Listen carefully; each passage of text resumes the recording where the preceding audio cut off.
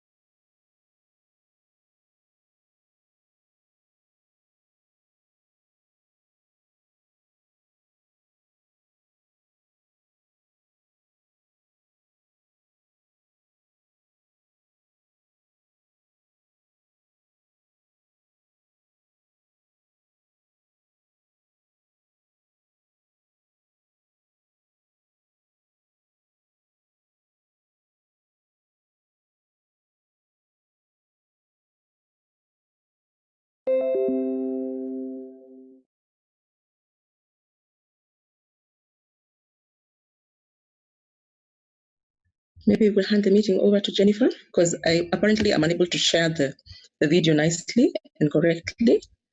Yeah, so maybe Jennifer can take over. Okay, all right. Okay. So sorry about that. We were meant to play a beautiful video to start us off, but we could play that later. Thank you so very much to all those who have joined us for this webinar.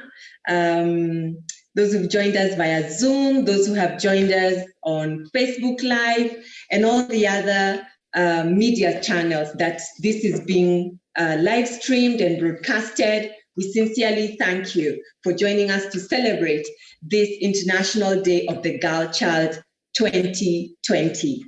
My name is Teresa Njoroge, and I'm the founder and CEO of Cleanstart. Cleanstart Solutions is a social enterprise which focuses on transforming the lives of marginalized, poor, imprisoned, and formerly imprisoned women and their children. We are your hosts this afternoon as we celebrate the International Day of the Girl Child, and we are very pleased to be joined by revolutionaries in this field who will form our panel, discussions, and our moderator for the day, Jennifer. And I will get on to introducing our panelists so that we could get started with the discussions and to celebrate. Sincere apologies, we're still sorting one of our panelists who will be joining us shortly. So Wambui Kahara, she'll be joining us.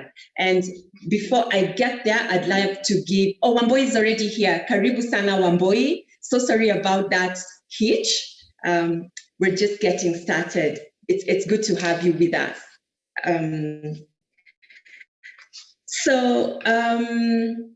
As you all may be aware, the International Day of the Girl Child is a United Nations initiative which was inaugurated to promote and protect the rights of girls around the world. This year's theme is My Voice, Our Equal Future. And we're here to seize that opportunity to reimagine a better world inspired by these adolescent girls, energized, recognized, counted, and invested in. This day is marked by efforts both to raise awareness and to offer opportunities to girls and young women, addressing issues like education, healthcare rights, protection, career, and much more. During this COVID-19 pandemic, here in Kenya, girls have been at risk of sexual exploitation, leading to 4,000 plus girls getting pregnant before their time. The early pregnancies are a precursor to early marriages, contraction of sexually transmitted diseases, including HIV and AIDS, and an end of pursuit of education for these girls. For us here at Clean Start, we put emphasis and focus on the unseen, unheard girls and young women who are impacted by the justice system. I'd like to take just 1 minute to remember the young women who are in our prisons, and in particular, those who have left their children behind while they are off serving sentences that we all very well know that they could have been serving non-custodial sentences. And the children left on the outside who are victims of crimes they did not commit, left on their own. Clean Start's mission is to restore the dignity and hope of women, girls, and children who are impacted by the criminal justice system. We're currently working in 5 prisons: Langata, Thika, Machakos, Murang'a, and Nyeri. We also work with girls and have worked with girls who are under Kenya Prison Service at the Kamai Girls Boston Institution, and also girls who are under the Children Department Service, who are held within our rehabilitation schools. We work very closely with the Dagoretti Rehabilitation School. Since 2017, we have had the opportunity to invest in 61 girls, 21 of them from Kamai Boston Girls, and 40 from Dagoretti Rehabilitation School.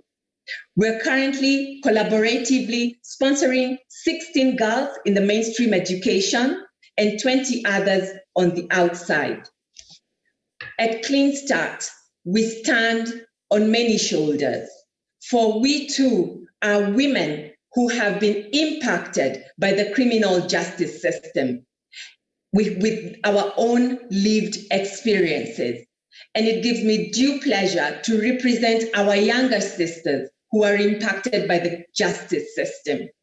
I'd like to appreciate Honorable Mary Kaemba, Director, Rehabilitation Kenya Prisons, who through her permission has enabled Clean Start to partner with Kenya Prison Service in rehabilitation, and most importantly, when their sentences are done and those prison gates open, to journey with them in their transition and reintegration journey.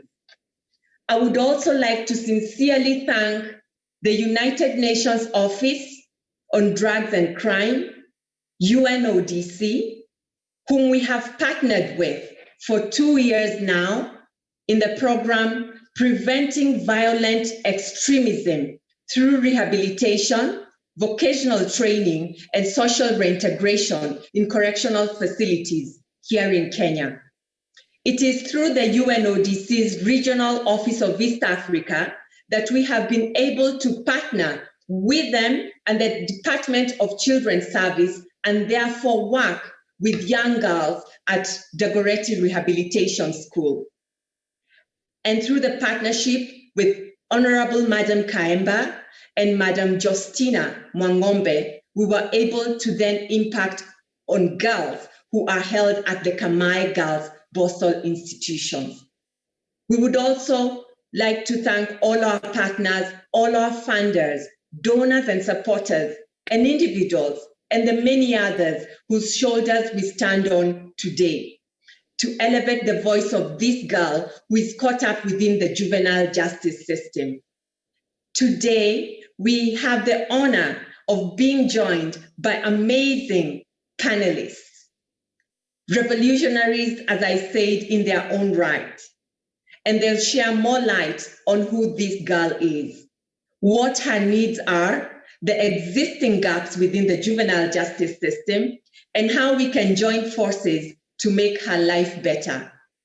As Ban Ki-moon quoted, investing in girls is a moral imperative, a matter of basic justice and equality.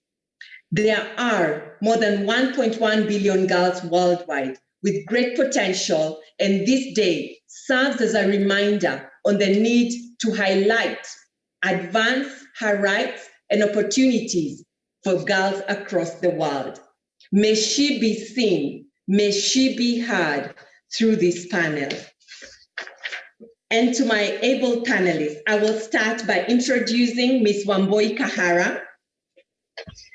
Wambui Kahara is the UNODC Regional Youth Advisor for Eastern Africa. She has served as Kenya's youth representative to the United Nations appointed by the Kenya government. She established the United Nations Youth Delegates Program in Kenya and was one of the coordinators of the UN Joint Program on Youth. She also has professional experience in program management at the UNDP, UN Environment, the Ministry of Foreign Affairs and Trade, and the Ministry of Devolution and Planning. Wambui has been part of the Kenya government delegation to the 72nd session of the UN General Assembly in New York since 2012 through to 2018, where her speeches have been endorsed by numerous standing ovations. Wambui has represented Kenya in many international forums, including the UN Commission on Social Development. She was also the official youth delegate to Rio +20 UN Conference on Sustainable Development, Rio, Brazil, June 2012, where she mobilized youth delegates from all over the world to support Kenya's resolution to upgrade UNEP in Nairobi. She represented the First Lady of Kenya in the Women Leaders Forum, Yale Club of New York, October 2012. As a representative of Africa Youth, she represented Kenya at the UNECA Conference on Climate Change in Addis Ababa, Ethiopia, 2016, among others. It gives us great pleasure to have you, Wambui, and the partnerships that we've held together to invest in these girls. Welcome. Second, I'd like to introduce Superintendent of Prisons, Justina Wawasi Mwangombe, Mrs. She's a public servant working for Kenya Prison Service, and she's currently the officer in charge of Busia Women Prison, a women institution that holds women and children who accompanies their mothers in prison, who are aged between 0 to 4 years. She has previously worked in similar institutions in Eastern Region at Machakos Women Prison. Her first appointment as the commander of prison facility was at the Kamai Girls Boston Institution, which is the only girls juvenile correction facility under Kenya prisons. It holds girls aged between 15 years and below 18 years on admission. SP Justina will tell us more about the mandate of this institution. She holds a bachelor's degree in economics and currently is finalizing on her master's economics degree in policy and management option at the Kenyatta University. She has 15 years of service as a correction officer here in Kenya, with 2 years experience in peacekeeping operations as a correction advisor and mentor and trainer at the DR Congo MONUSCO Field Mission. Her main duties at the UN mission were advisory, training, and mentorship programs for national correctional staff, Congolese, and stakeholders within the criminal justice system. Her experience in juvenile correction, child protection, and best interest of the child in women prisons, gives her diverse experience to take us through what is best for the girls who are impacted by the criminal justice system. At an international level, she sits as a practitioner or caucus under the umbrella institution called International Institute for Juvenile and Rule of Law, IIJ, based in Malta, Europe, where she is recognized as a detention expert to provide input on the treatment of juveniles in counterterrorism contests. It's with due pleasure that we welcome you, Madam Justina. We look forward to your wise expertise. I'd like to invite and introduce Mr. Samuel Munowini, who's the only man on the panel. It takes all of us. We sincerely appreciate your taking time to be with us.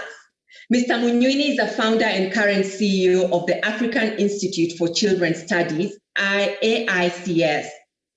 AICS is a Pan-African child rights and welfare advocacy organization that has other offices in Uganda, Zimbabwe, South Sudan, Switzerland, and the USA.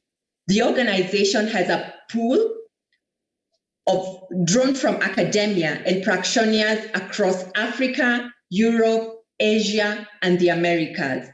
Samuel has led teams in providing technical advisory services in policy and program quality assurance and quality improvement in multiple countries in Africa. This includes thematic areas of child justice, mental health, adolescent and sexual reproductive health, child online safety, substance use prevention, education, and youth empowerment. He has been instrumental in advocacy for legislative reforms, improvement, knowledge management, and strengthening the role of civil societies in promoting child well-being across Africa. We sincerely appreciate your efforts, Samuel. I'd now like to introduce Angie Maina Mrs., the executive director of a local Kenyan NGO called Green String Network, GSN, which is based here in Nairobi, Kenya. GSN's programs create opportunities for people currently in Somalia, Kenya, and Ethiopia at the most local level to learn about the effects of trauma, begin to heal, and come together as a community to plan community-wide activities and structures to support further healing and reconciliation. In practice, this involves developing context that is specific materials which are designed to teach community participants about the effects of trauma and provide a safe environment for them to share how violence impacts their own lives. Karibu sana, Angie Maina Mrs. It's a pleasure to have you with us. Jennifer Cabelli will be our day's moderator for this webinar. She's an experienced child development specialist, an international development work professional, and passionate for children. Her vision is to transform Africa's story through empowering children to speak for themselves, offer data-driven solutions and technology that is Afrocentric. She believes that this will result in a positive outcome in Africa that touches not only socioeconomic development, but also humanity. She has over 10 years experience in the children's sector that has exposed her to correlation between child development process and the outcome in adulthood. She has specialty skills in child development that includes vulnerable children, child protection, child advocacy, early childhood development, child mental health, management of children projects, and social protection. She is the CEO of Mtoto News. Karibu, Jennifer, and we are so grateful that you accepted to be the moderator of this session. Madam Clara Kirui is the Principal Children's Officer, who's currently the principal children's officer serving as the children officer of Dagoretti Girls Rehabilitation School since 2014. We have closely worked with her to impact and journey with the girls held at the Dagoretti Rehabilitation School, and her duties are the overall management of Dagoretti Rehabilitation School, networking and collaboration with the stakeholders. She also is in charge of the implementation of government programs in the best interest of these girls. I'd now like to hand over to Jennifer, who will moderate this session and take us through the discussion. Karibuni sana, looking forward to your insights. Thank you so much. I am not sure if I'm being heard. We can hear you. Okay, let me put my earphones back.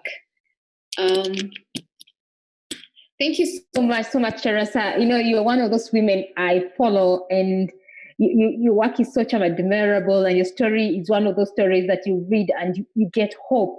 What you have turned Clean Start to be a hope for so many young women and girls across Africa, across Kenya, and I'm just praying across Africa very soon, Teresa.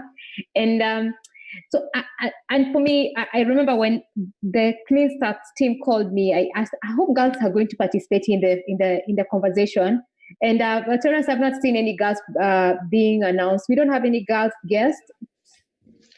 Actually, our chief guest is one of the girls who we have journeyed with from one of the statutory institutions, and she will be joining us in the course of the webinar.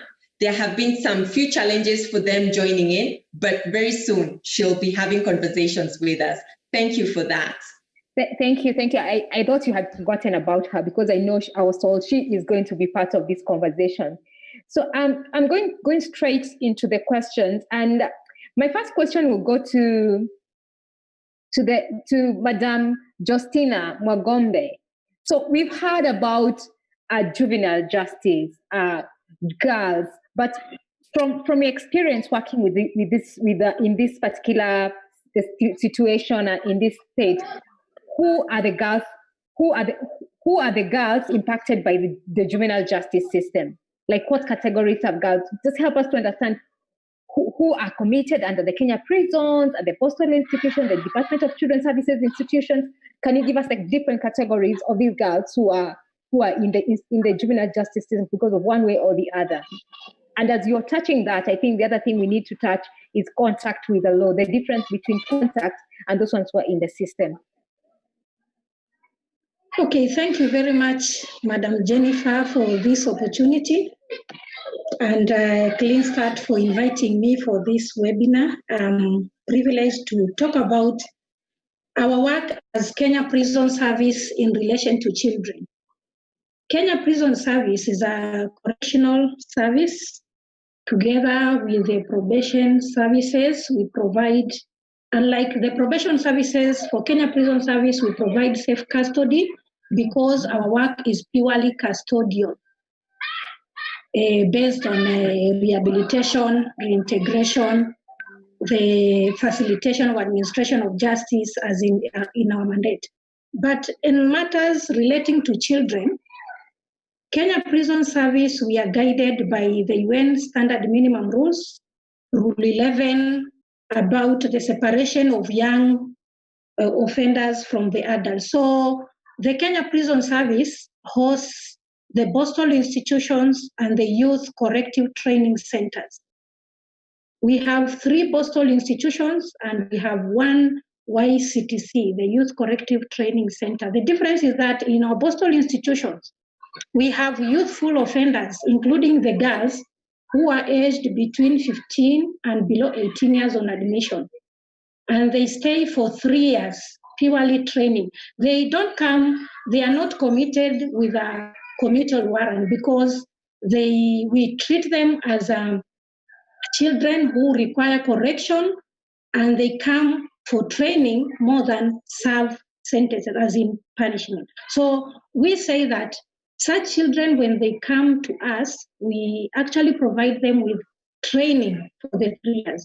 For those who come in having formal education, we allow them to continue because for Kamai Girls Boston, now that you're talking about the girl child, we have the formal education where we have primary and secondary education, and we are fully supported by the Ministry of Education. We also have the technical part for those who come in without the formal literacy.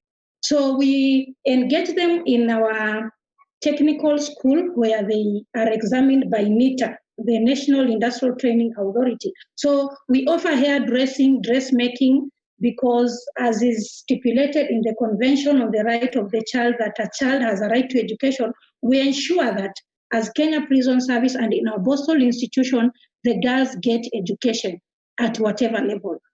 So for us, according to Kenya Prison Service, the youthful offenders are in that class, the 15 and below 18 years. And then for those who are in the Youth Corrective Training Center, we have only for boys, so I don't want to divert more into that.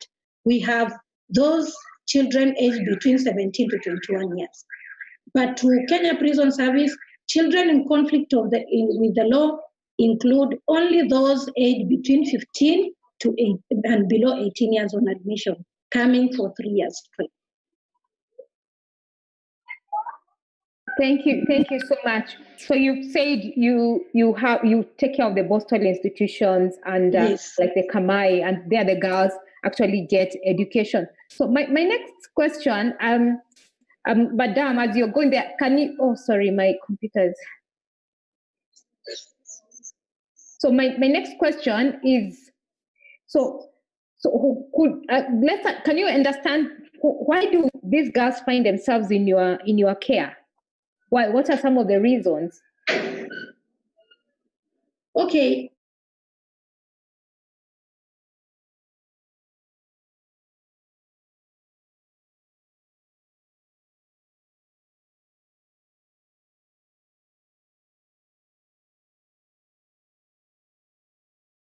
The children facilities, the facilities under the department, the children department. For us, we only admit children who have committed criminal offenses. So unlike the other facilities who also take in the children in need of care and protection and whatever, for us, we go for the children who have committed criminal offenses. And in such, we have several other reasons why they come or they find themselves in the Boston Street. There are those who are committed because of stealing. We have manslaughter.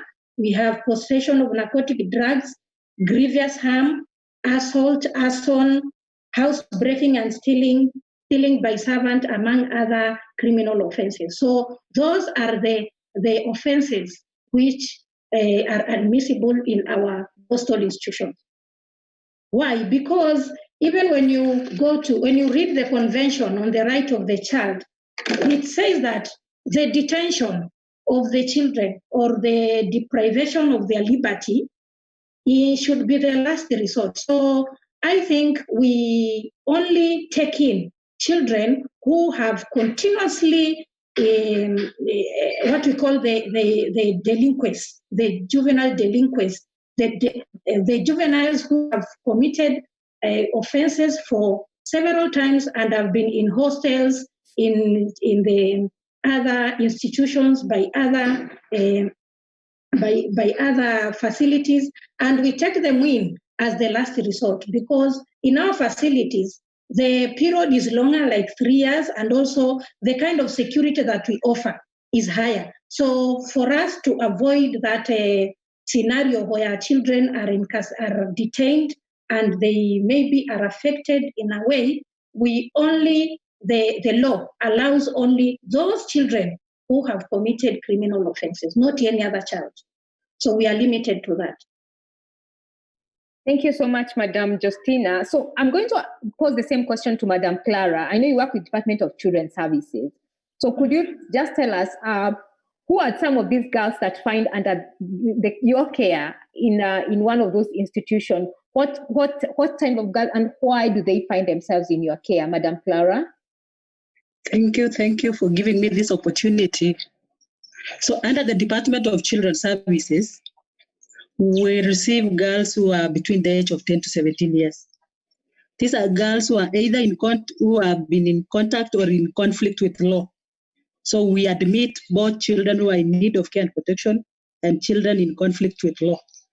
These are children maybe who are committed of petty offenses like stealing, assault, use of drug and substance abuse.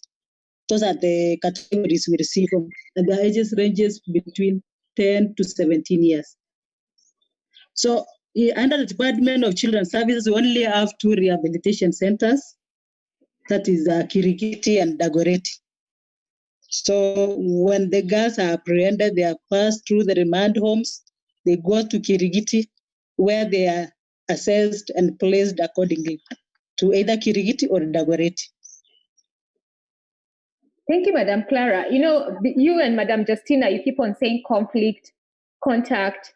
So children in need of care and protection. I'm watching this video 2 months from now, and probably I just want to understand what do these terms actually mean. So for someone who is listening to this and is not very conversant with these terms, what does, like, for example, children in conflict with the law, children in contact with the law, children in need of care and protection, what does that mean?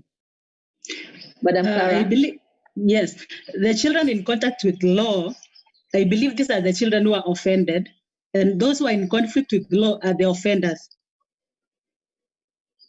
Those who are found, like the children who are in conflict with law are normally found victims of circumstances when there is an offense committed. And for the offenders, they commit the offense as children. Madam Justina, is that correct?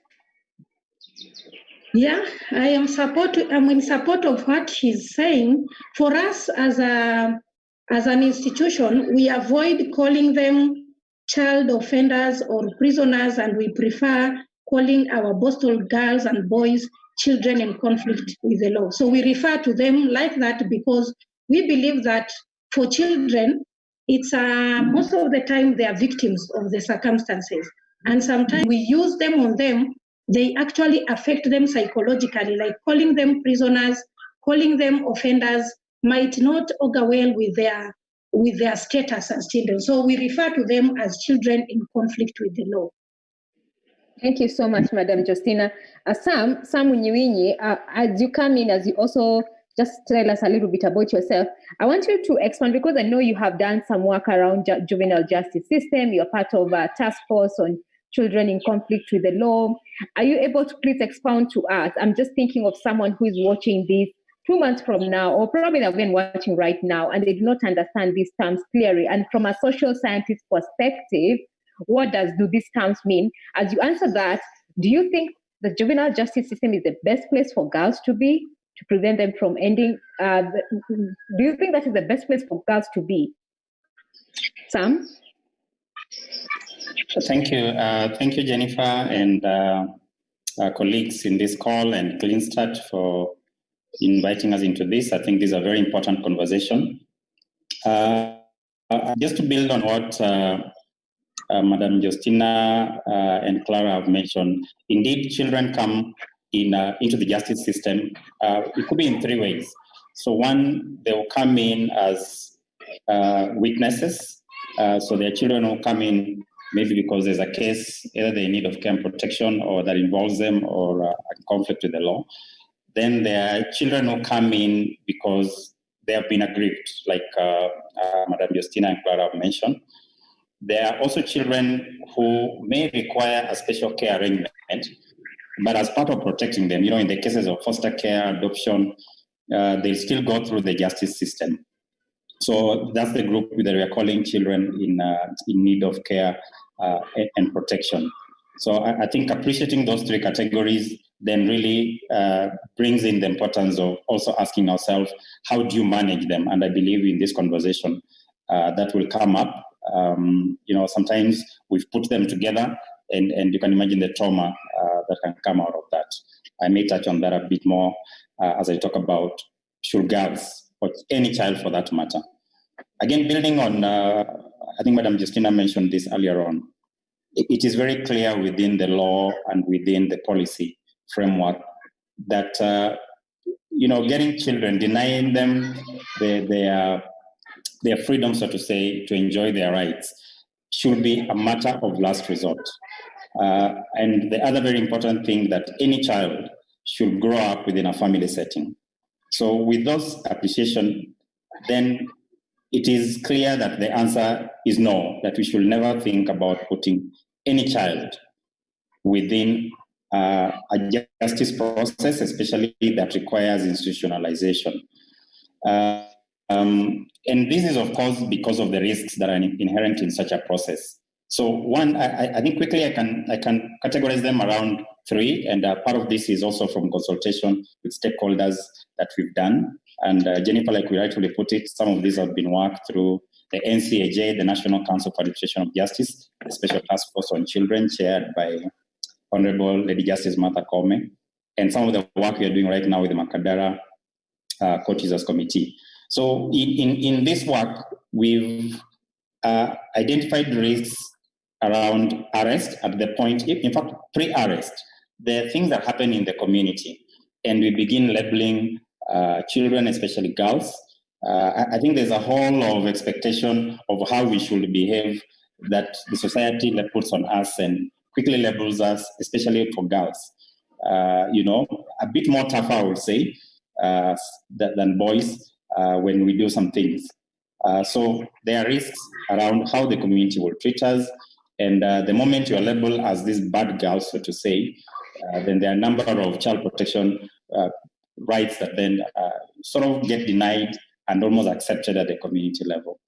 Then during the arrests, there are a number of risks that happen. We've had girls who've been put in the big lorry. There's a whole question around transportation. Who do they get mixed up with? And we've had girls who've been sexually abused while in police cells, unfortunately. And then during the temporary custody that is supposed to be, and unfortunately, even as a task force, when we went around, we still found children who had been in police cells for over 6 months, when we know clearly the law doesn't expect anyone to be put beyond 24 hours, and even a shorter period for children. Then during the trial, some of these challenges that come in with exposure to having to recant or repeat your evidence, and thank God we are now moving more into admitting even video evidence, so that I don't have to keep repeating. Imagine if I've gone through a sexual exploitation and I have to keep meeting the person. So the improvement and bringing in other modes of doing trial and even post-trial. And here I want to mention specifically caregivers. When children go through a long-term care and I've stayed there for 4 or 5 years and I'm being let to go out, then all those questions come in on how do you support me to even reintegrate, the stigma that comes with that. And lastly, I also want to touch on the other rights that they are denied when they're in such a situation. Lack of education, a lot of girls will drop out completely because our system, unfortunately, does not have that. Things like sanitary pads, unfortunately, you still find that they have to be provided by non-governmental funding. So these are major risks, and you know how it is. For a child, such impact is very, very long term. It stays with them to their families and the next generation. So briefly, that is a major reason why you can't keep them there. Thank you so much, Sam. I'm going to go to Wamboi. I've heard you worked with girls, you're a youth advocate, and my question to you is, the juvenile justice system, is that the right place for these girls? And what can we do to prevent them from ending up in the system? Like, what are some of the things that you can do as, like, you work with the UNODC, like, even as your own, what other programs or initiatives can we do to ensure that these girls don't end up in the system? Thank you very much. I think we've got some very good insights from other panelists. So first, the juvenile system is not the right place for young girls and children in conflict with the law. This means that they shouldn't end up there from the start. So it means that we have either failed as a society, or it means that the environment that they have been put in has probably created opportunities for them to get into crime. So what I'm talking about is, for example, if we look at the statistics of girls who have ended up in the criminal justice system, one of the things that has come out very clearly is most of them come from dysfunctional families. And this means either they come from single mothers or they're being raised by single fathers. And this environment creates a situation where these girls are very vulnerable. Second thing is there are many push factors to these girls ending up into crime or ending up in the criminal justice system. And they could be issues around poverty, issues around socioeconomic exclusion, especially in environments where they come from. There could be issues around peer pressure as well. So these are some of the push factors that we have seen push girls really to get into crime, to get into violent extremism, and even sometimes get into drugs. The other thing is the role of a society. We're talking about dysfunctional families, and this is at the family level. But what is the role of a community in terms of contributing toward how these young women grow up in the society? What is the role of the schools? What is the role of a church? What is the role of a civil society? And what is the role of even the government and also the private sector organizations? So we need a situation where we are all coming together as a society to create an environment where these girls can have their capacity built in a way that they're resilient to crime, violence, and also make them understand that getting into the criminal justice system is not their goal in life. Another thing that I think we have seen more often is the issue on stigma, still from the society point of it. We have seen girls, we've worked very closely, with Clean Start, with the private sector, KEPSA, and of course with the government as well, the Ministry of Labour and Social Services. But one of the things that we have seen, even when these girls exit from the criminal justice system, even from the rehabilitation homes, is that most of them face stigma, even when it comes to them being placed into the schools, because the stigma around you don't want your child to be maybe interacting with a former child who had been initially been placed in the rehabilitation homes. So this stigma, and I think one of the panelists also mentioned this, also pushes girls to go back or find a safe space where they feel that they've been accepted. And unfortunately, the places where these girls are being accepted are maybe in gangs or even in terrorist groups, or even in friends or in friendships where it's really pushing them towards the wrong agenda. So the other thing that we think can be done in terms of preventing these girls from getting into the criminal justice system is education. Because when you empower a child, you open up their mind and they can be able to make the right decisions. And not just education, but we're also talking about life skills, because life skills provides this skills for children in conflict with the law, and of course for youth, that will enable them to be less vulnerable when it comes to crime. So these are some of the issues that we have seen in terms of push factors, especially when it comes to girls who are getting every day getting into some of these crimes. But is a juvenile system the best place, really? So juvenile centers have played a significant role in terms of rehabilitation. There are programs that have been going on, and I think Madame has spoken about it, some of the programs that are going on. But the issue really is not just rehabilitation, but what happens next? What happens after they leave maybe the rehabilitation homes? Are they able to properly reintegrate back to the community? And do they have the right skills to enable them to really, integrate well in a way that they will be able to interact with the society, which is always evolving. So that is the question and the challenge that I think we've had for a long time. How do we integrate these girls back to the community? How do we give them the skills and the education that they need so that when they exit, they can use these skills and this education to make something out of their lives? So this is where the big challenge has been. And we can see more and more girls being rehabilitated, yes, but they go back to an environment which is not conducive, an environment that will,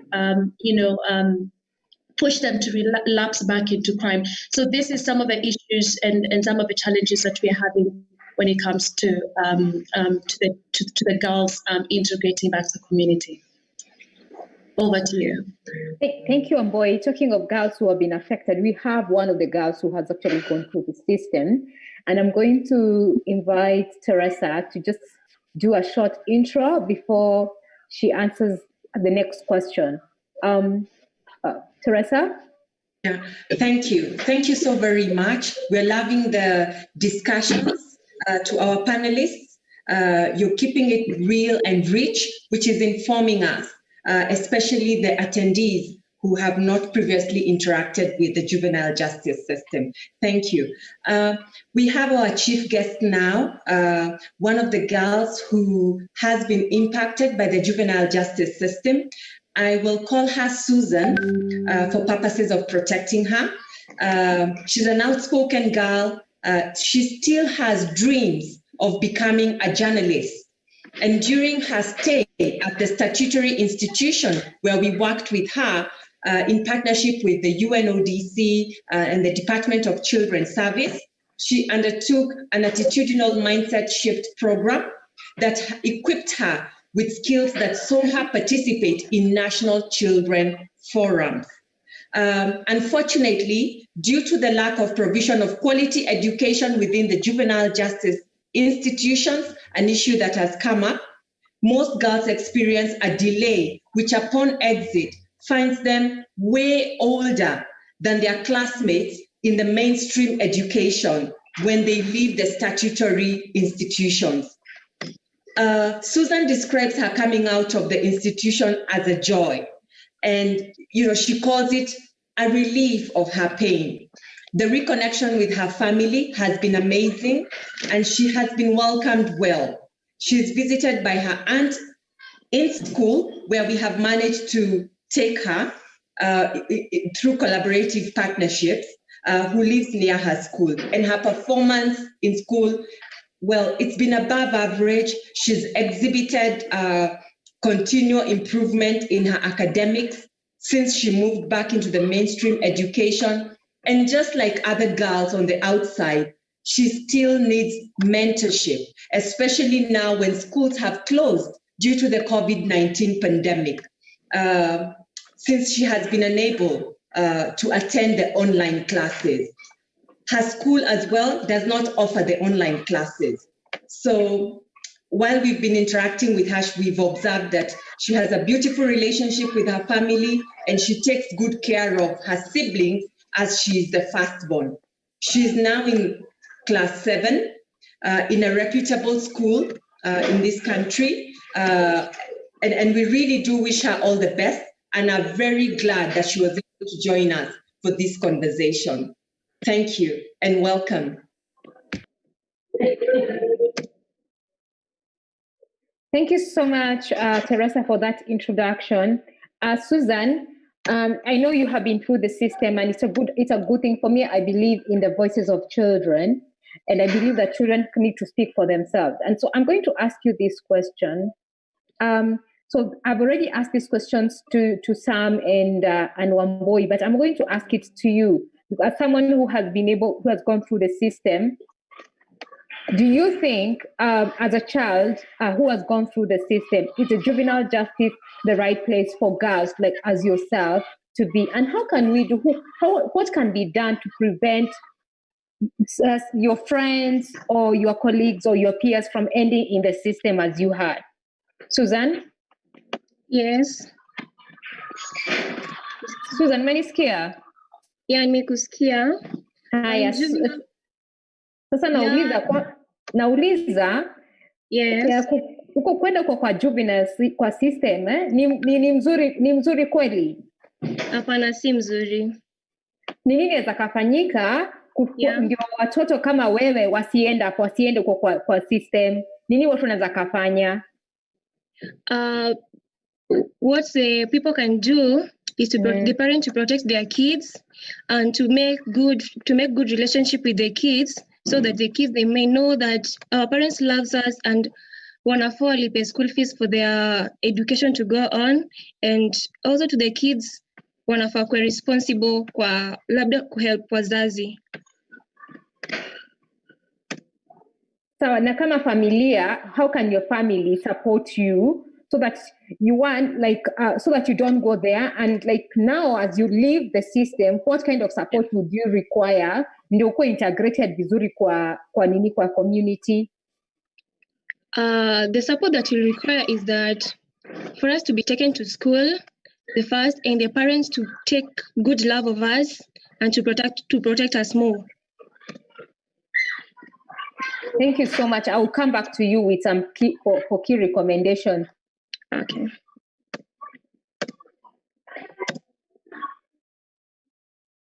Angie, are you there? Are you still there? Angie. I am here. Hey, Angie, how are you? Hi, I'm well. So according to you, what are some of the push factors that push girls, and especially girls, to get into the system, like to get into get in conflict with the law, and then they get into the system? What are the push factors, and what can families do to ensure that they don't end up in the system, and also support them as they get back to the families for integration? So I always talk about something that's called adverse childhood experiences. They're called ACEs. I'll put on our link for the people listening. One of the 10 basic questions of the original ACEs study that happened back in the 90s that are still really relevant to us today. According to research, girls who've had a lot of childhood adversity are 7 times more likely to become alcoholic, to attempt suicide, but they also have health risks of higher cancer rates, higher heart attacks. But the criminal behavior can be added to that list of negative outcomes. And there are people who are in the juvenile justice system, young people, but also adults, are associated with these higher scores of this ACE questionnaire, this ACE assessment. Childhood adversity is associated with both youth and childhood criminality. And we associate the decrease in criminal activism or reactivism to focus on some of these, to be able for us to start to focus on early childhood experiences. But it's not a life sentence. And one of the things that we've really seen is that positive relationships can alter the trajectory of trauma in girls, kids, teenagers, even adults. Our brain can be rewired. And it starts by understanding how adverse childhood experiences and trauma start, and then we get good coping mechanisms, how to regulate our emotions, build positive relationships. I think what we just heard from Susan was she wanted the people in her life, her family, to care for her, to love her. That's what we all want. And when that is missing, it drives us to act out, to not sit still, to our brains start to move into fight, flight, freeze. And this is a normal response when we have been hurt by violence, hurt by poverty, even hurt by long issues of colonialism that no one ever talks about here, that is still affecting our children and our youth today. And I won't go on because I can talk about ACEs forever, but I will put in our in the chat a link where you can go and look and see your own ACE assessment as well as your resilience assessment and start to build from there. If you're interested, we can talk more about it, but ACEs is a really important part of this conversation.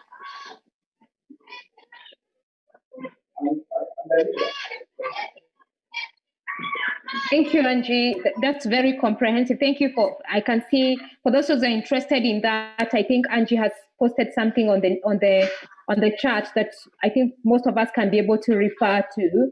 So, and thank you for bringing up that, because I know adverse childhood trauma, it's what I call a cycle of violence, a cycle of whatever. So if it's not dealt with at a young age, it kind of evolves into something bigger, and then you push it back to your children, and it becomes a generational thing.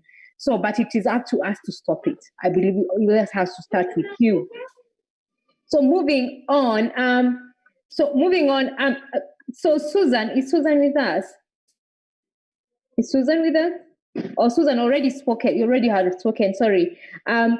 So Angie, so you are supposed to speak a little bit more about the PSTD, the post-traumatic stress disorder, and how it's actualized for the girls' entry into the juvenile justice system. Like how does it affect, and how does it contribute to girls being in the juvenile justice system? Angie? So I strongly believe in PTSD. We're using this word all the time. I want us to drop two of the letters. I want us to drop the disorder. First, disorder, it comes because trauma in all people, we all face it and endure it. And it goes back to how it was defined in the 80s as a disorder. But there was a sentence at that time that said that these were normal responses to abnormal situations. If this is a response to an abnormal situation, this is not a disorder. This is our bodies protecting ourselves.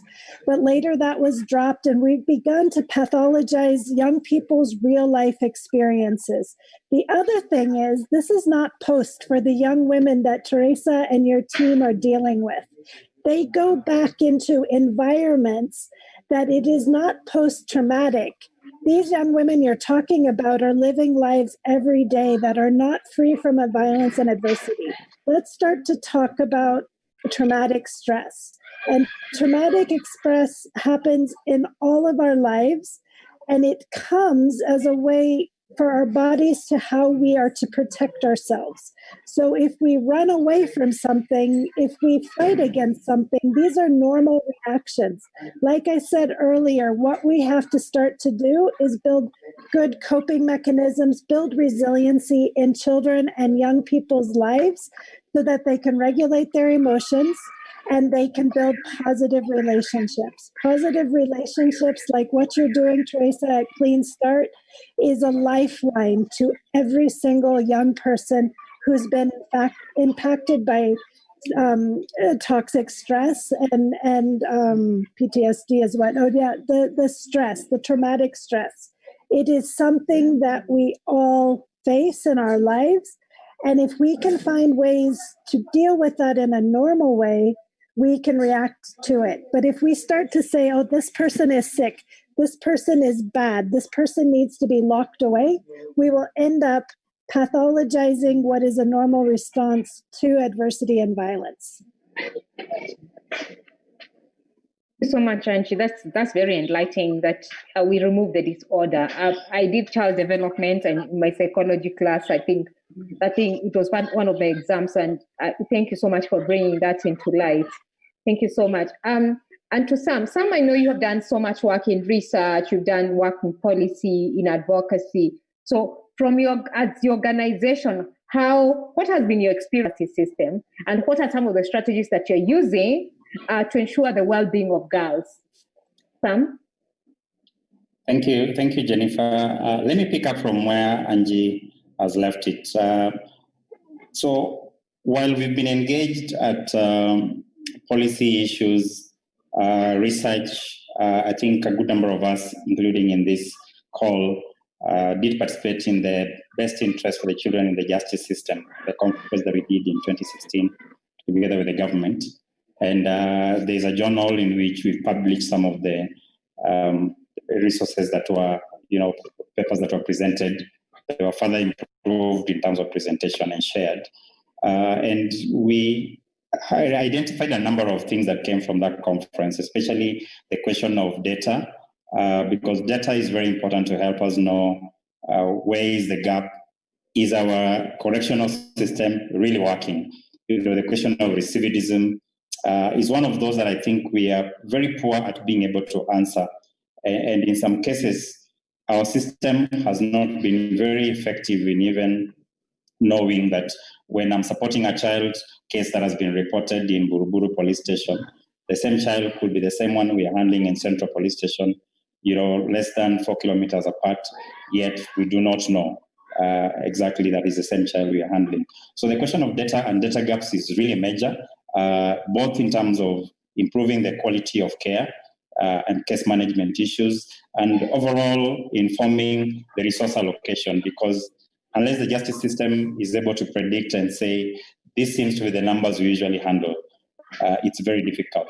So as an organization, some of the investments that we have done or support we are contributing towards is developing the Juvenile Justice Information Management System.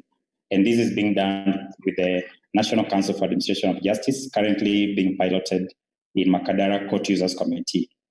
For those who don't know, Court Users Committee is a platform that brings together various players in the justice chain. And, many cases will begin with the police or the children department or the chiefs at the community level. And then it will proceed to the prosecutor's office where they are criminal and requires to proceed to the next stage. They'll go perhaps to court and ultimately to probation and of course to prisons, the YCTC and such. And in all this, just linking this back to what Angie was saying, I think one of the gaps that we are noticing is we don't appreciate that there are also mental health issues or conditions and challenges that could be there, both as a predisposing factor to certain behavioral issues, which will quickly be labeled as a difficult child or rebellious, or, our system doesn't know how to separate such kind of assessments and then sending someone to the rightful institution. And unfortunately, you can imagine if a lot of cases, if I have a challenge with my child who might presume to be very difficult, and this will be often 12 years, 14, 15, 16. And when you look at the data, actually a lot of our children who are in the, so to say, criminal or children in conflict with the law will be this same age group. But this is the same age where people are trying to identify with themselves, who am I?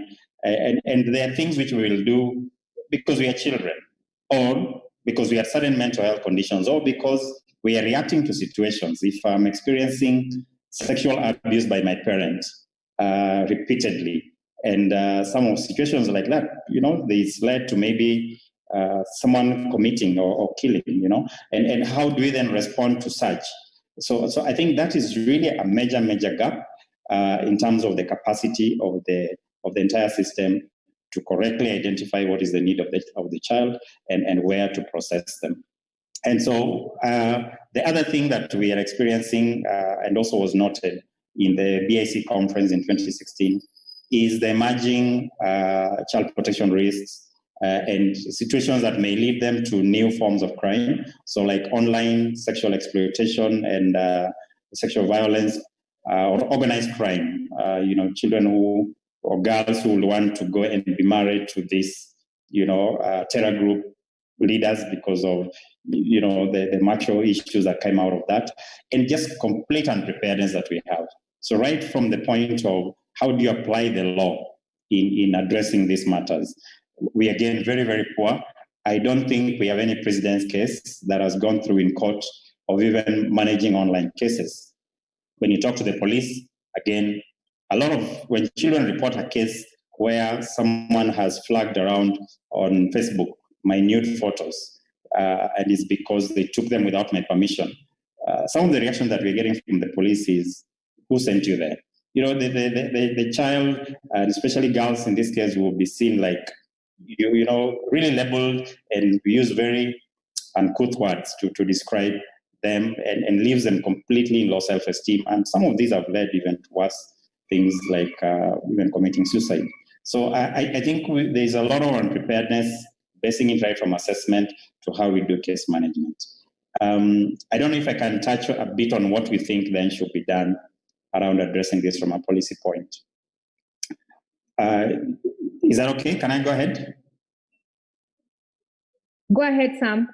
Thank you. So I think then the question is, with all those gaps, and unfortunately some of them have had almost 10 years attempts, like the question of data, we've tried to invest in an information management system. 3 of them have failed.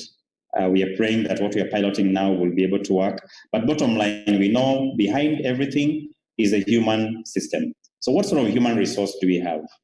We've always called, and when you look at the report on status of children in the justice system that was launched by the NCAJ task force in November last year, 2019, it advocates for having a specialized police unit for child protection. There seems to be the question of passionometer, as it's once been used in this country, that beyond being paid a salary for a work, there's sort of need for people who are really passionate around supporting children and then building their capacity without having them to be transferred around. So that is one major issue that we have to think about and ask ourselves, in the entire justice system, have we equipped people who know how to handle cases of girls in the justice system, right from mental health issues to physical and psychological development issues? The other one is that we must focus on not having any child get into the system. And that begins with diversion. Can we build capacity to, get cases that do not, can be handled within the community level, to be handled appropriately, and their diversion guidelines? But again, are we even very sensitive to that and doing that very intentionally from the beginning to avoid them going there? 2 other things which I think are very important to think about going policy is thinking about a community rehabilitation and reintegration program. I know our probation department is doing a pretty good job, but again, can communities be involved? How do we encourage a collaboration between community-based organization and the justice system, the formal justice system? Because again, a lot of things have demonstrated that a lot of cases, over 90% of cases that involve children, will be handled within community. Think about the caregiver who is leaving the rehabilitation institution, the remand home after many years, and going back into a community. Again, only an effective community system can do that. And we need to see some sort of resources being allocated to groups like Clean Start directly from Treasury, because that will help us have more sustainable investment rather than waiting on funding. Lastly, that really what works in protecting girls and children, for that matter, from getting into the justice system is building self-esteem.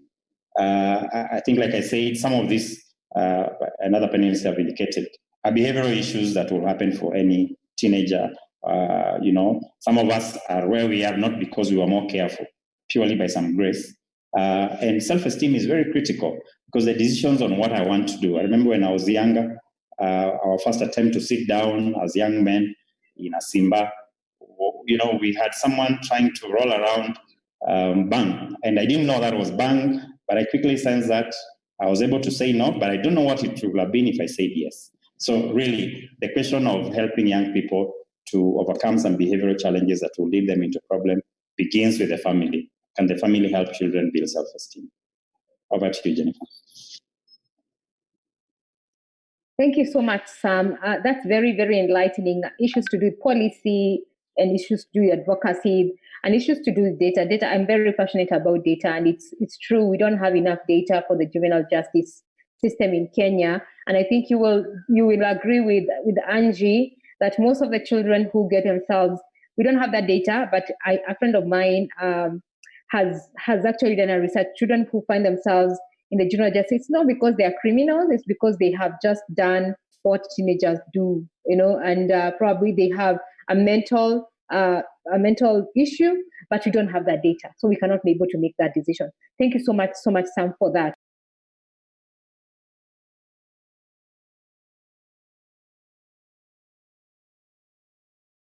I'm so used to muting myself, so I muted myself and started talking by myself. So the next question goes to Tina and Madam Tina and Madam Clara. So you actually are the primary caregivers when it comes to children in the juvenile justice, especially the girls. What are the challenges do you experience while taking care of these girls? Okay, and what issues do you have to address with them? You know, what are some of these things they feel it's not being addressed, but you think it needs to be addressed? Madam Clara and Madam Tina. Madam Clara, are you still with us? Yes. Okay. Go ahead. In dealing with the girls in the institution, I want to say, like, when they enter the institution, we have to talk about their exit.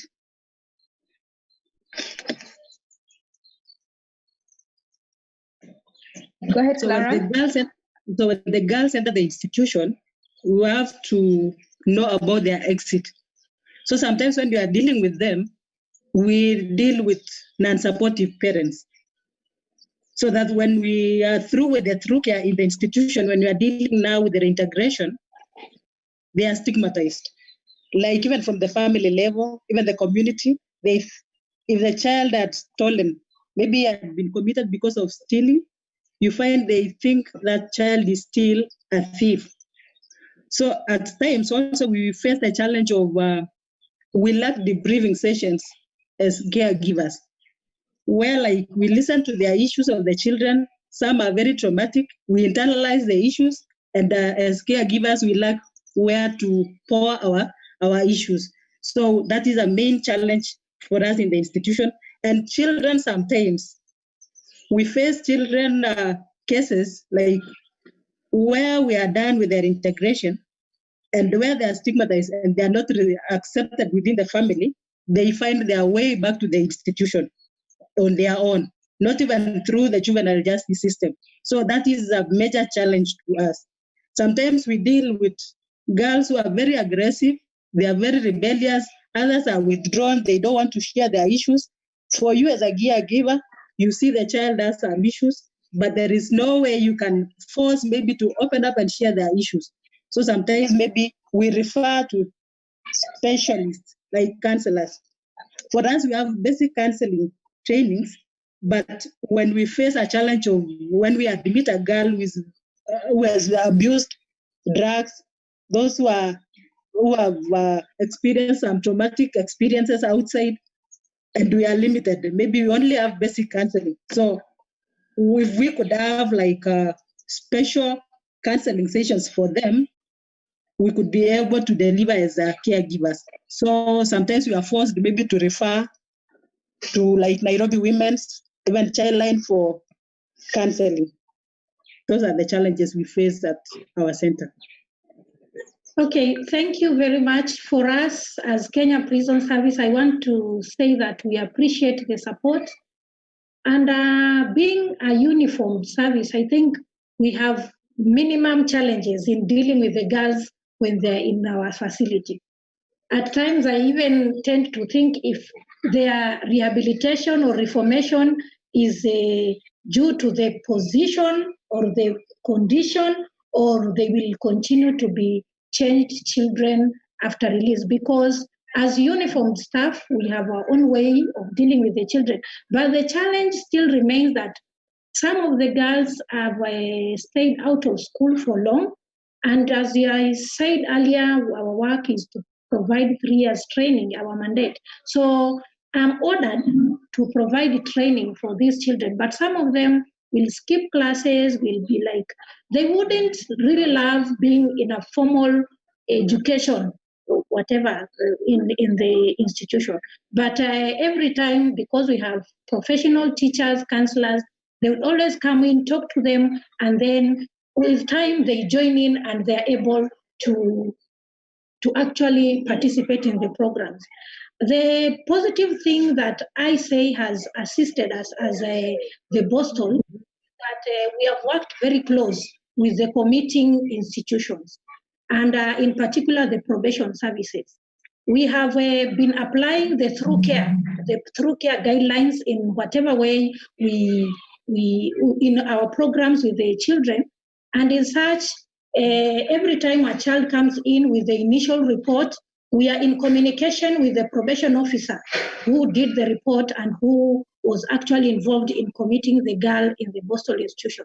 And the back and forth reports through care procedures and guidelines, we are able to even contact the family. So the reintegration of a child in our Boston institution starts from the day the child is admitted, because we use the report, which the court actually uses to decide on placing the girl in a Boston institution, to actually tailor a treatment program for that child, which include counseling, include the formal programs, including psychosocial psychotherapy and other services within our institution.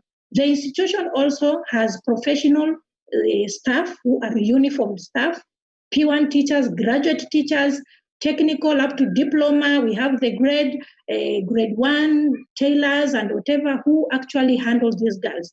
So I can say that yes, we might have some challenges here and there, but in our institution, and of course we have a few children committed in our institution because of whatever I said earlier, that we only deal with the delinquents, the juveniles who have repeatedly committed criminal offenses and cannot fit in where Clara is or other institutions. So we have fewer children. We don't have the problem of congestion. And then I'm saying the structure of administration also, the fact that we are uniformed, I think tones down all the challenges. And of course, the support from our Commissioner General and our Principal Secretary, who always comes in to support us in terms of funding, we appreciate. I cannot say that we have a major challenge as Kamai Girls Boston. We are good to go. I appreciate. Thank you. Thank you so much, Madam Tina. That's very important to know that you have systems that support these girls as they go through reform, because I believe it's reform. They can be able to be. We have seen girls who have come out and they become better. So, Wamboi, I think you've heard what all these guys have said. And there's a report by Plan International, I think it was launched last year in October, about the law and the girl. And the report showed that the law in Africa, I'm going to speak in the African context, is gender biased, that it does not speak to the woman, to the woman or to the girl, that it's very, you find some laws criminalize you because of being a girl. So as civil society organizations, what is being done? What are you doing as civil society to promote the overall well-being of girls impacted by juvenile justice system, taking cognizance that some of the laws actually criminalize you from being a girl? Omboi? Thank you very much. I hope you can hear me clearly. I think I lost you at some point. So on your question, one, I think not only civil society organizations, but I would say that this is a role that all the partners have to play. We do have, for example, the project that we did in partnership with Clean Start and KEPSA and the government of Nairobi, and the government and the Ministry of Labor and Social Services. We could see the significant role of each partner that played, especially when it came to the project. If I can just give you some highlights of this. So this project, and I think Teresa mentioned it in the start, Preventing Violent Extremism for Children in Conflict with the Law in Kenya. One of the significant roles that we could see, especially from the civil society, which in this part was Clean Start, was that they came in to assist in the SPEAR program, where they trained girls on soft and life skills.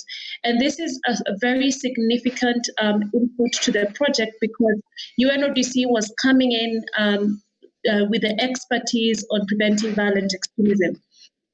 And within this project, we could also see the private sector. We had partnered with KEPSA coming to give business mentorship for girls. So the training involved not only soft and life skills, but there was also entrepreneurship. And so we saw the private sector come and step in as well. And KEPSA provided some business mentorship for these girls who are in conflict with the law. So when they exit, they're able to be placed in some of the companies according to their interests. Then we also partnered with USIU, United States International University. So this is academia. So academia came on board to actually provide peer-to-peer mentorship, and they volunteered their time to come and interact with the girls and also learn and also give them some of their experiences. So what happened is that these girls could see girls who are just like them, who have reached the university level and who are studying and have dreams. And so this motivated them that they could actually get to where these other girls were. And it gave them confidence even to open up to these girls. So every partner, depending on what their expertise are or what they do, all have an important role to play. As I mentioned before, also the society also have a very, very huge role to play, whether it's through the churches who can provide the counseling, whether it's through religious organizations as well, whether we're looking at women groups who come together. I think every partner in this specific issue on building the capacity of girls in conflict with the law have a specific role to play. So I think how we can work together is that we need to all find a way, and we need to create a platform where we can all come together and identify synergies in our work. But again, the UN cannot do it alone. The government cannot do it alone. We all have to move forward together. The other thing that I think is also quite important is on the policies, which I know we've had a couple of discussions with different partners on what kind of policies are suitable, especially for girls, to ensure that girls are being kept out of the system, to ensure that girls have been given opportunities even before they get into the criminal justice system. So some of these policies are very important so that we ensure that we don't have to wait until they say prevention is better than cure. So we don't have to wait for these girls to get into the system. We can obviously have and develop interventions that can target these girls even when they're out. And even when they're coming up. So I think partnerships are very important. And for UNODC, we're always open to see how we can collaborate with different like-minded organizations to ensure that we're not only supporting the rehabilitation of girls, but then we are also preventing them from getting into the system. Thank you very much, Wambui. Sam, I want you to jump in onto what Wambui has said. Nobody can do it by themselves, and I know you, AICS is a secretariat of a local coalition of civil society organizations in Kenya. So I want you to tell us, what can you do for pre, during, and post institution for girls? What, and just to help them in their well-being. Sam? Thank you. Yes, indeed, we are Secretariat to the Children Agenda Forum, and we've also had a very successful use of online platform on WhatsApp that has brought together a number of non-profits on NGOs and government, literally doing case management and improve the care for children, including girls, pre-institutionalization in the justice system and post. So I think there's definitely space for collaborative work. But I also think ultimately we must always remind the government that they collect taxes and they do have responsibility from a rights-based approach. So I look at civil society role in terms of really emphasizing and building capacity for the rights holders. So like what Clean Start is doing, going into these institutions, empowering the young girls to appreciate what are their roles, or what are their rights, and what can they do in still being able to reintegrate back into the community. Those are very, very important things. But at the same time, building capacity like we are addressing right now, and doing collaborative work with government institutions to be able to have effective capacity to meet these rights. Having mentioned about the importance of a rights-based approach, I think public financing is very critical. Unfortunately, a lot of programs that involve children, including in the justice system, have the least funding from the Treasury. And that's really unfortunate because, like Angie already mentioned, that ultimately as a society, we will be as good as the investment we've done in our children. You can't be better than what you invested as a country in your children. So we can only break those cycles and get a better community by ensuring that we have the right amount of investment in prisons, in the probation, and even at the community level to do other things. Lastly, I think we do have a key role as civil society organization in doing model interventions. And on this, things like stigma, supporting caregivers, and let me also correct, even in terms of mental health, and Angie has correctly put it, we're not saying that every child who gets into conflict with the law is necessarily having a mental health issue.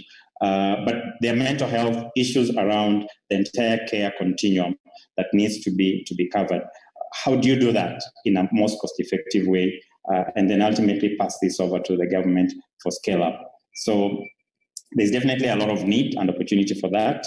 And perhaps if you allow me as my parting shot, as I go into another meeting, that yes, we welcome this and we really hope that we can have a clear way of engaging right at the community level. And the area advisory councils should be very active on children so that then we can have a joint initiative and implement the plan of actions that we jointly develop and not leave them as papers. Thank you. Sam, you can't leave before answering this question because you're the only man in the panel. So the question is, how can juvenile justice system be more gender responsive? As I've mentioned, there's a report by Plan International that shows that laws in Africa criminalize the girl. They're not for the girl child. That makes them become more vulnerable, being arrested or getting into the system because of things that are beyond their control, because they were born or they were created as women, as girls. So how can the juvenile justice be more gender responsive? Thanks for that. And maybe besides being the only man here, I don't know whether we are a third or we are breaching the constitution. Anyway, on a light note, but I'm also a father, and in my household, I'm still the minority. I have 3 girls and 1 boy, and I keep thinking about my girls as they're growing up and asking myself, if I'm not there or they find themselves in certain situations, what will be this thing that will really help them pull through any situation they come across? And I think addressing stereotypes is critical within communities. Like I said earlier on, there are things, if a boy is smoking bang in the neighborhood, maybe it's not as bad as when the girl is smoking it. And sometimes making it appear like when the girl does something, then it's completely incorrigible. You can never correct them and get them back. So I think looking at a community and a justice system that encourages restorative justice rather than punitive, and things that just want to leave you feeling like you are a complete loaf of bread, nothing useful, is something we've got to correct right from the community level, going all the way into how the justice mechanism also addresses the girls who come into contact with the justice system. Thank you, Sam. That's a good parting shot. So I think Teresa, she answers this question, can let you go. I don't have the power to let you go. Teresa, from your experience, how can the juvenile justice system be more responsive, be gender responsive? Teresa, just for a minute.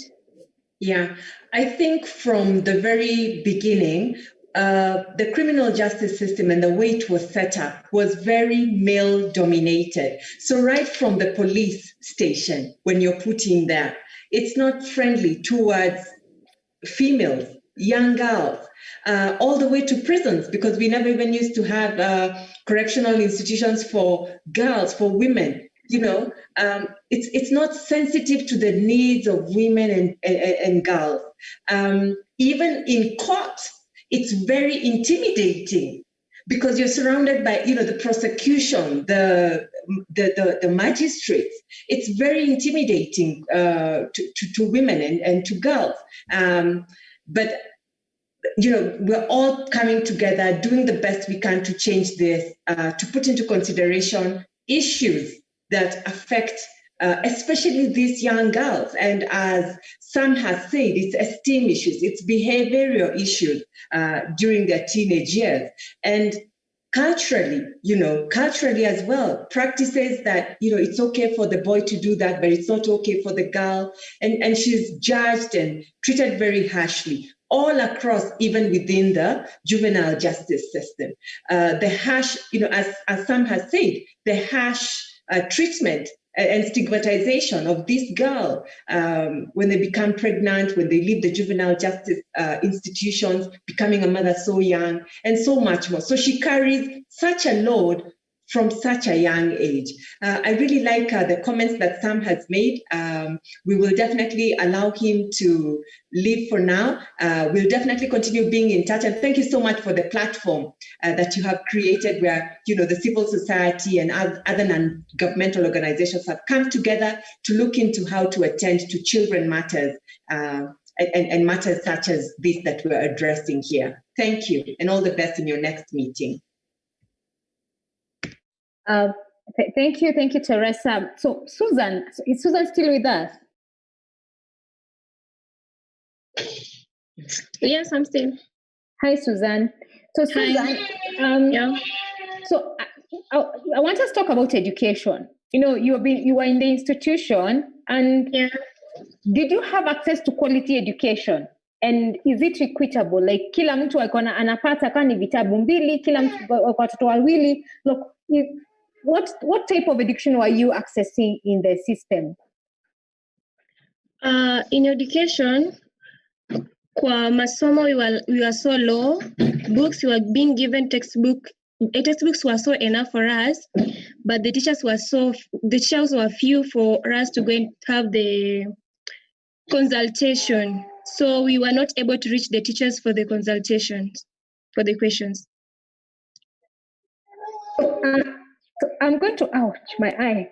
So Clara, so what are some of the skills, or what are some of the things that you give to these girls so that they can be skilled, you know, so that as they transition out of the system, they are skilled. They're not just living there empty. They've spent maybe 3 years of their lives doing nothing, maybe just cutting grass. Clara, what are some of the skills that you give to these girls? Susan has just said that the books were there, but they are no teachers, you know. So how do you make sure that the girls come out better than they came in? Clara? Madam Clara? Is she with us?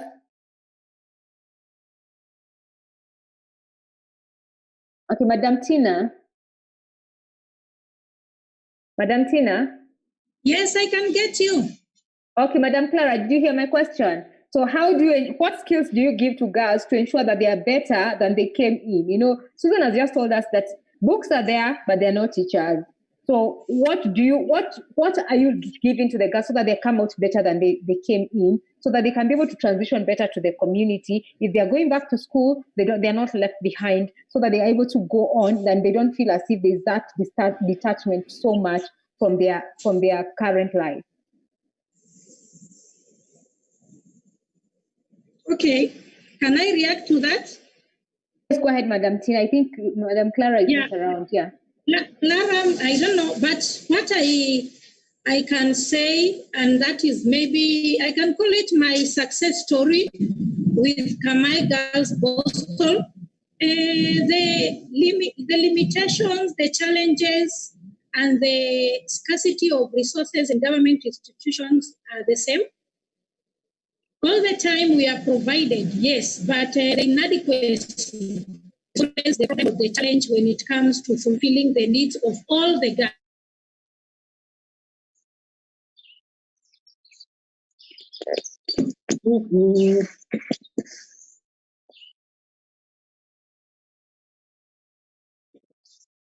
Madam Tina, are you there? You are muted. Yeah, I'm saying, challenge of the resources. I made sure that during time at Kamai's Boston, I networked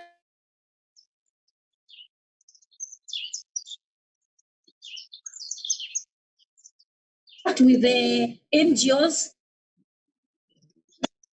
that did a great job in supporting the education of the girls and other organizations, other faith-based organizations. And what they did is that every time I had a need in terms of books, even the laboratory, I could write to NGOs, I could write to state institutions, schools around, and every time we called upon them and approached them in the right way, they would donate these items to us as Kamai girls. I can remember during my tenure, we didn't have a good laboratory because whatever we had was actually a mobile laboratory for the girls. And we could go to Kamiti Secondary School, allow the girls to do their practicals, and we could come back and every girl would get what others are getting. Thank you so much. Thank you so much. Clara, Madam Clara. Because what they about Juvenile. Hello? Yeah, go on. Yeah, I can say that. Hello? Yes, go on. We're listening. Yeah, I'm saying what juvenile justice and the girls in our institutions is offered back in the community. Because in such the formal education do the same.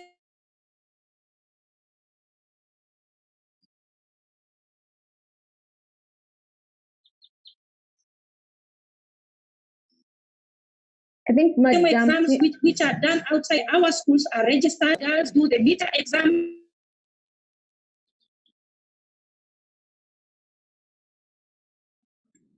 Sorry, this is Western Kenya. We have a heavy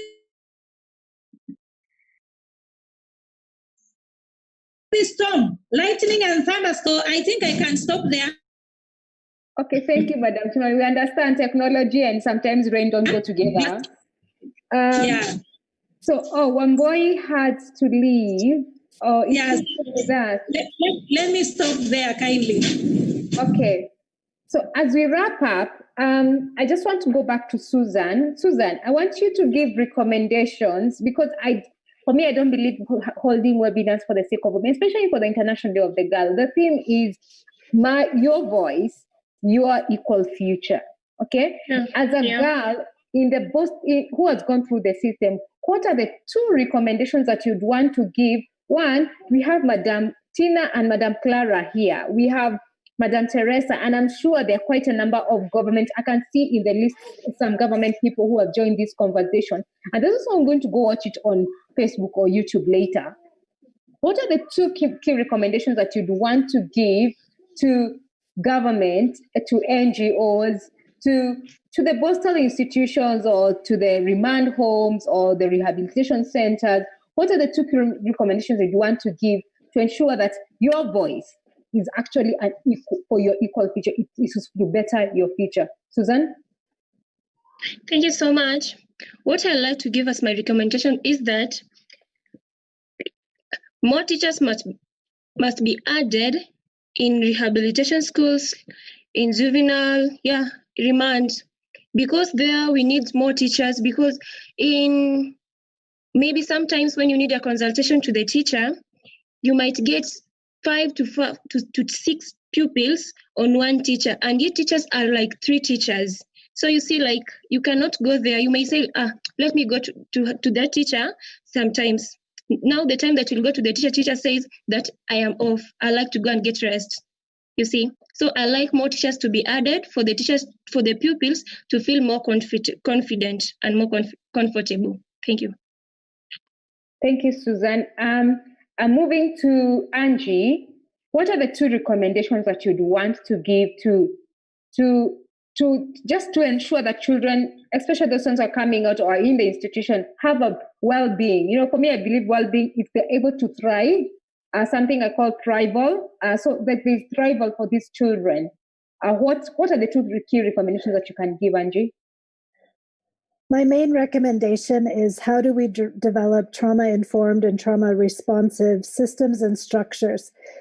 One of the issues that we face in the juvenile justice system, in our schooling system, pretty much in almost every system that we have in this country, is that trauma is the unrecognized boogeyman in the corner that we're not addressing. And so we have to actually have that lens. We need to understand that the majority of things that we talk about as mental illness and disorders and stigmatize people about come from what they've experienced. It's not about what is wrong with you, but it's rather what has happened to you. And if we can lead in the juvenile justice system and in many other places in our society with the question of what has happened to you in your life, we start with a very different perspective. And I think that gives us a different place. And it's trauma-informed and trauma-responsive systems that can actually start to make those changes. Thank you, Angie. Madam Clara, I know you work in the system, and I'm sure you always say, I wish they could just do this one thing or these 2 things. What are those 2 key things that you'd want to recommend that needs to be done to improve the way the girls live and also to just make your work much easier? Madam Clara, are you with us? I don't know if you can hear me. Yes, we can hear you now. Because my screen is misbehaving. I don't see anyone.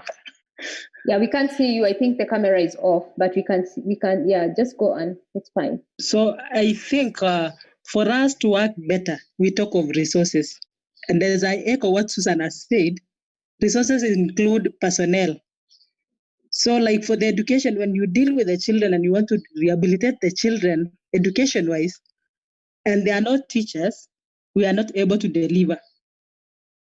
So if we can be given resources in terms of finances to enable us conduct like the through care guidelines and aftercare, we'll be a better institution for children.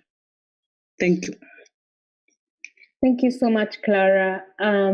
Madam Tina, has the thunderstorm gone? Are you able to respond?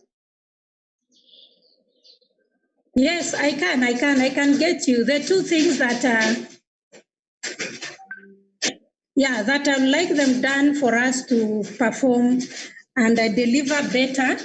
To me, one is about the reintegration, that the government should invest much in reintegration of the girls, because through my experience in Kamai, sometimes you do a lot to ensure that the girls get the resources, they get the best trainers, but when they go outside there, sometimes they will have challenges in getting school fees and even support to continue with whatever you actually spent a lot of your time and resources to give at the Boston institution.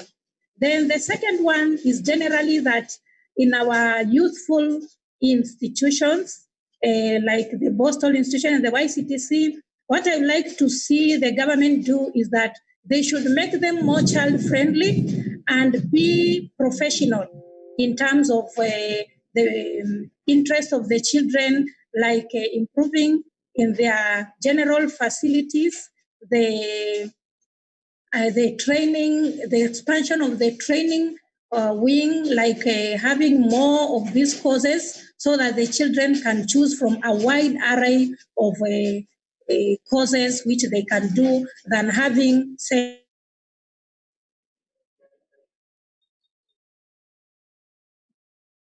I think the thunderstorm has struck again, Madam Justina. I'm going to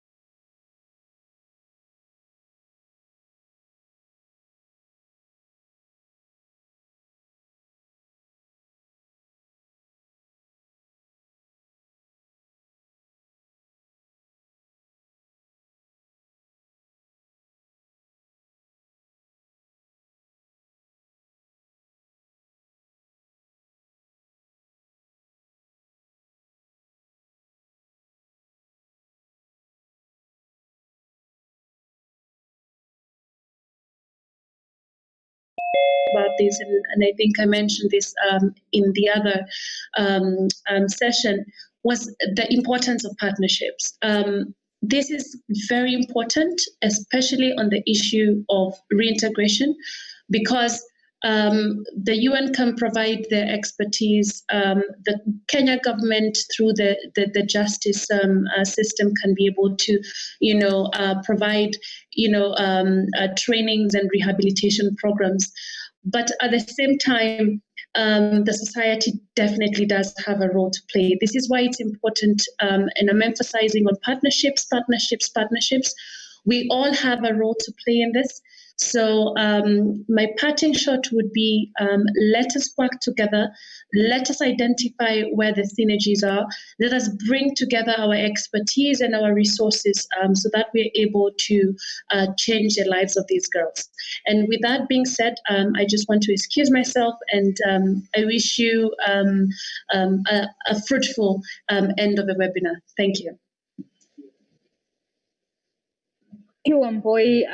Thank you so much for staying up this long, and I really do appreciate your contribution. And as we wrap up this, I'm just going to allow like 2 people to ask questions, just two people. The first 2 hands up.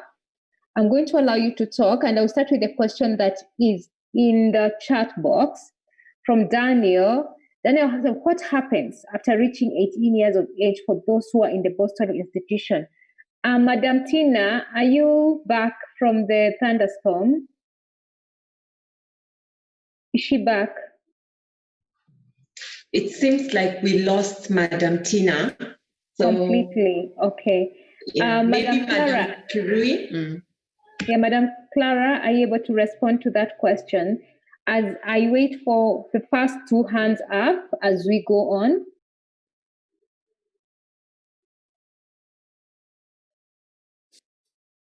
Madam Clara, are you with us?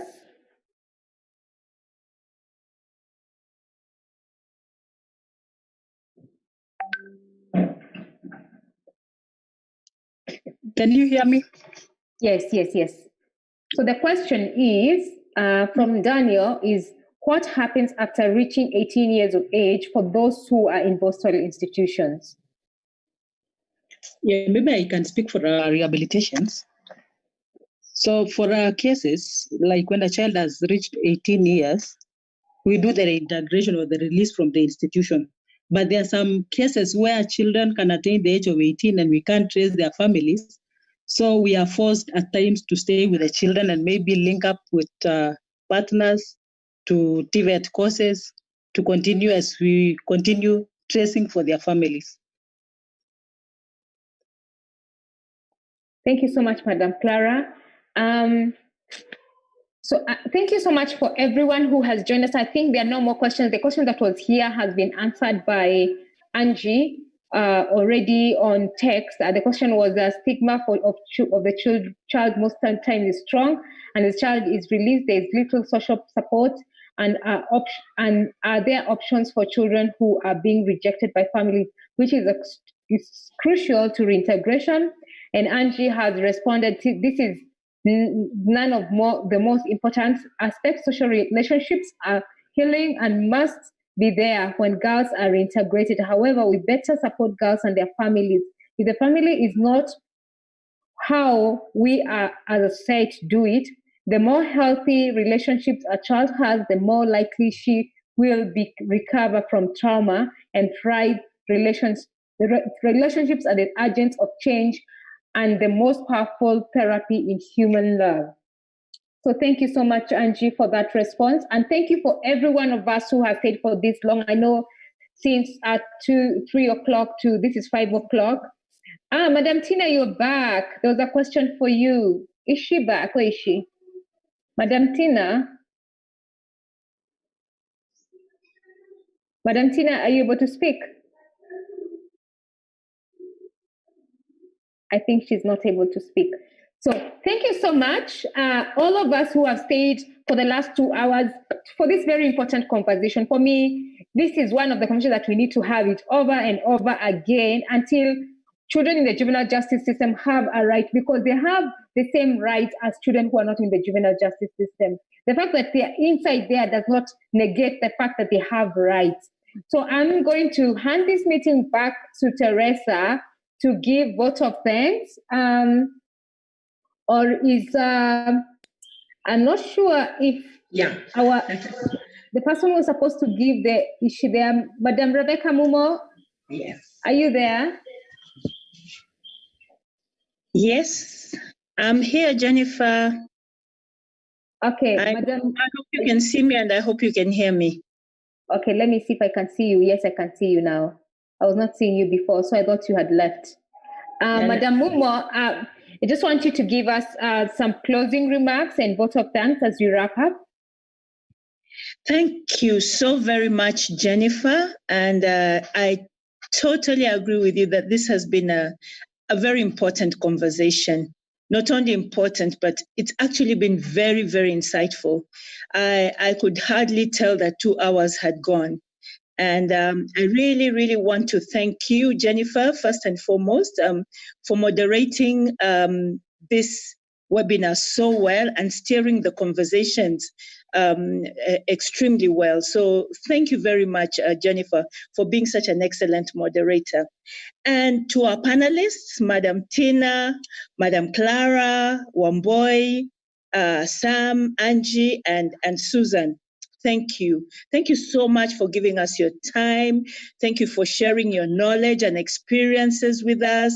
And thank you for helping us just unpack the juvenile justice system, giving us insights on what the girls go through before they get into the institutions and the challenges that they face while they're there, the traumas they go through, the family issues that happen, before they get into the institutions, and the stigma that they face, the girls face when they go back into the community, the issues and the challenges that they have with reintegrating back into the community. So thank you very much to our panelists for unpacking all that and so much more. I know all of us are leaving this place extremely enlightened and with a lot of information on what goes around in the juvenile justice system and the challenges that our girls have. A special thank you to Susan for agreeing to come on to this webinar and for being vulnerable and sharing with us her experiences as someone who has gone directly through the juvenile justice system. So thank you very much, Susan. And we wish you the best even as you continue on with your education in the formal stream. It's been a long session, but I really, really want to thank all our attendees. The ladies and gentlemen who have gone through these 2 hours, I'm sure you've all been extremely patient, but I am sure you'll agree with me that it was worth the while. And like me, I'm sure you are all living here very enlightened. And not only enlightened, but I think from what we have all heard today, we need to stand up for our girls. These are our daughters, these are our sisters. And just champion, be out there to advocate for them. Be the voice for these voiceless girls. A voice to the government. We've heard that, the government has to do a few things to provide teachers for these girls in the institutions, to give through care for those who are taking care of them. So let's be champions. Let's be advocates for these girls. Let's stand up for them. Let's help them. Let's be the voice that will sensitize the community, that will sensitize the society for them, and a voice to the world for them. Yeah, so I just want to thank you all. I want to thank our partners, some of them who are attending the call, the webinar. I'm sure some of them have been here in listening to all that is going on. So for those who are partners and our friends who have been attending, thank you very much for being with us. For those who are representing our partners, Kenya Prison Service, Madam Tina, please convey our appreciation to all that, the support that Kenya Prisons Department gives us. Madam Clara, the children's department is a great supporter, a great partner. We thank them through you. Please convey our gratitude. Wamboy UNODC is such an amazing partner, and we just want to appreciate them. And through you, please convey our appreciation. And all our other partners who are here or who are represented here, please convey our appreciation and gratitude for all the support that we have we get from them. If you have any questions, I know maybe we didn't have enough time to take questions, and maybe you are still pondering about certain issues. Please feel free to contact us through our social platform. We are on Twitter, we are on Instagram, we're on Facebook, all of them at Clean Start Kenya. So please feel free to communicate with us. Finally, last but not least, I would like to thank the team that has been working tirelessly to make sure that this webinar is a success. I know there have been a few hitches here and there, but that comes with technology. But thank you so very much, our team, for realizing this webinar for us and making sure that it's gone smoothly. Nyambura and team, kudos. Thank you very much. So finally, on behalf of our host, Teresa Njoroge, and the entire Clean Start team, I want to thank you all very much for being patient and joining us this afternoon, which has now gone into the evening, for being with us and just going through this wonderful session today. We wish you well, we wish you God's blessings, and we invite you to continue interacting with us at Clean Start. You can get us on our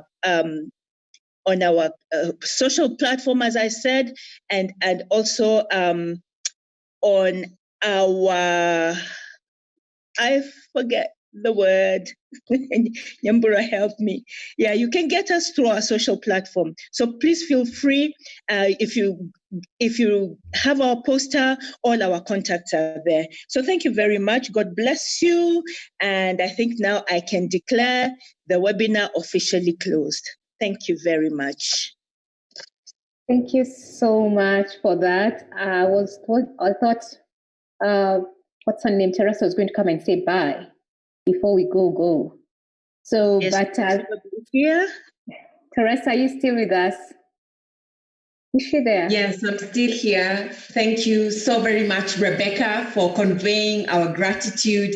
So grateful to Jennifer, Angie, Sarah,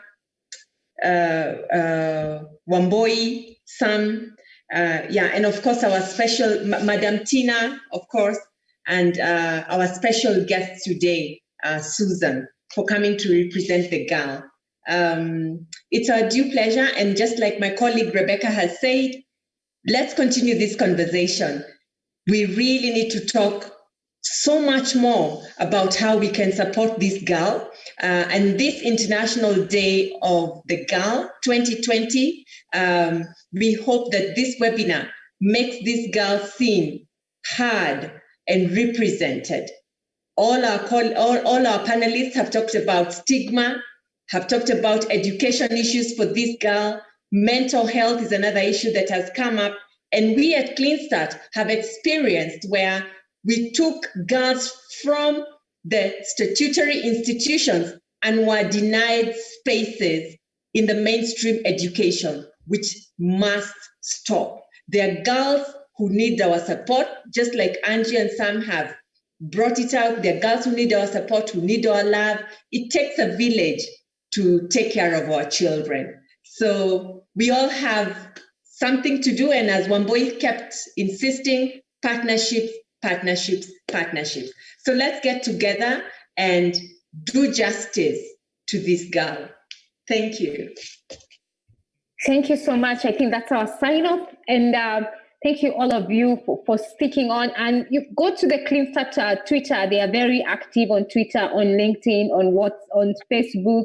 and they have an amazing website. Please just go and check them out. And thank you so much, Teresa, for giving us this opportunity, for me this opportunity for just to have this conversation and just to moderate. And for all the speakers, thank you, Angie. We are very good friends on Twitter, but we've never met face to face. Thank you so much. Susan, you're a star, and never forget about that. You're a star, and no one should dim your light. Okay. Thank you so much to Sam and Wamboi in absentia for just joining this conversation. Thank you, Madam Tina and Madam Clara, from coming out from your very, very busy schedule. And thank you, Teresa, again. Bye-bye, and God bless you.